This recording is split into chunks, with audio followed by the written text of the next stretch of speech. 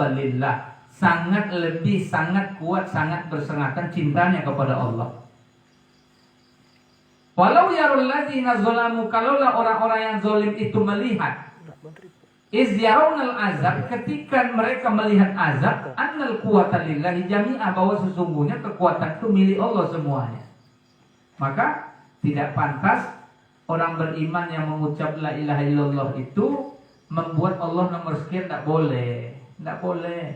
Maka itu sebabnya hakikat tauhid itu di kalimat la ilallah itu. Kalau benar pemahaman la ilallahnya, maka yang lain itu nanti akan benar dibuatnya. Tapi kalau di la ilaha illallah tidak selesai dia, maka yang lainnya bercampur aduk itu semuanya. Maka inilah yang banyak membinasakan ketulusan tauhid kita kepada Allah Subhanahu wa ta'ala. Dan inilah yang kawan-kawan kita kalau ikut mabit kan baca kisah sahabat, ya kan? Nah, kayak Rabu kemarin kita baca kisah siapa? Kisah Umar bin Khattab dengan Suhaib. Iya, Suhaib kan? Suhaib bin Sinan. Saya kutipkanlah kisah Suhaib bin Sinan ini, sahabat Nabi. Suhaib bin Sinan, dia ini pemanah jagoan lah, pemanah ulung juga. Ketika Rasulullah sudah hijrah ke Madinah, Suhaib bin Sinan menyusul di belakang. Ya, Suhaib bin Sinan nyusul.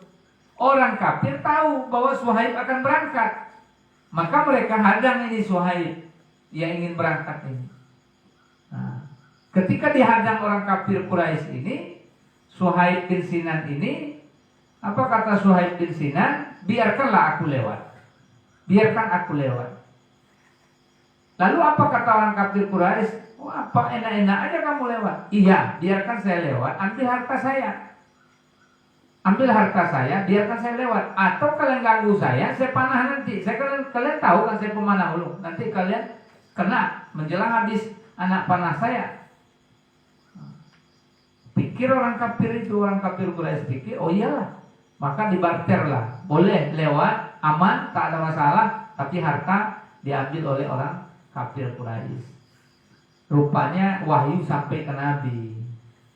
Ketika Suhaib sudah sampai menyusul Nabi Muhammad, maka saat itu Nabi menyebutkan apa? Beruntung perniagaanmu wahai Suhaib. Beruntung perniagaanmu wahai Suhaib. Turunlah ayat, wa minan nasi may yashri nafsahu batiwa amaradatillah. Di antara manusia ada mereka yang menjual apa? Ominan nasibai yasri nafsahu batiwa, menjual dirinya hanya karena ingin mendapatkan ridhonya Allah Subhanahu wa ta'ala. Maknanya bagi mereka harta dan segala macamnya itu enggak ada apa-apanya dibanding dengan keridhaan Allah Subhanahu wa ta'ala.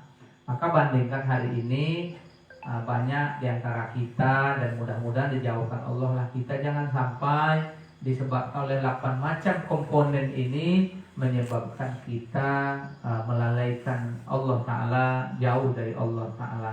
Itu tauhid itu. Tauhid. Ya, tauhid kita itu. Termasuk dia tauhid la ilaha illallah, la mahbub illallah. Tak ada yang dicintai kecuali Allah Subhanahu wa Ta'ala. Lalu kamu mencintai anakmu kenapa? Karena itu perintah Allah. Tapi tidak boleh melewati Allah Ta'ala. Contohnya Nabiullah Ibrahim alaihissalam, ketika anaknya lahir, senangnya bukan main karena sudah tua. Tapi ketika Allah suruh sembelih, Nabi Ibrahim pun menyembelih. Dia tidak peduli, ini perintah Allah. Nah, seperti itulah gambarannya, bahwa bagi orang yang bertauhid la ilaha illallah, tetap Allah itu menjadi yang pertama dan utama. Allah, Rasul, jihad. Allah, Rasul, jihad. Nah, ini mudah-mudahan Allah pahamkan kita sehingga nggak banyak alasan kita ketika Allah, Rasul, dan jihad itu memanggil. Ini yang banyak terjadi kan, banyak alasan kita. Padahal yang manggil itu Allah, yang manggil itu Rasul, yang manggil itu jihad. Dan inilah yang diimani oleh para sahabat, sehingga mereka memang disegani betul oleh musuh-musuh, sangat ditakuti karena mereka satu komando di atas komando Allah, Rasul, dan jihad. Jadi ketika Allah, Rasul, dan jihad, mereka nggak banyak tawarannya, ya, nggak banyak alasannya, gitu ya.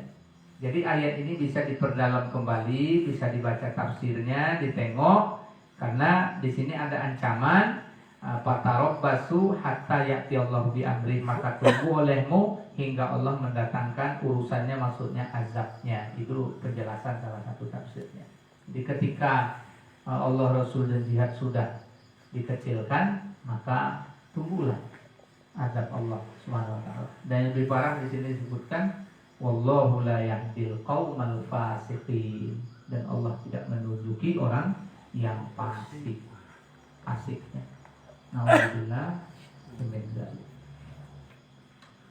Alhamdulillah, keluargaku yang dirahmati Allah Subhanahu wa taala.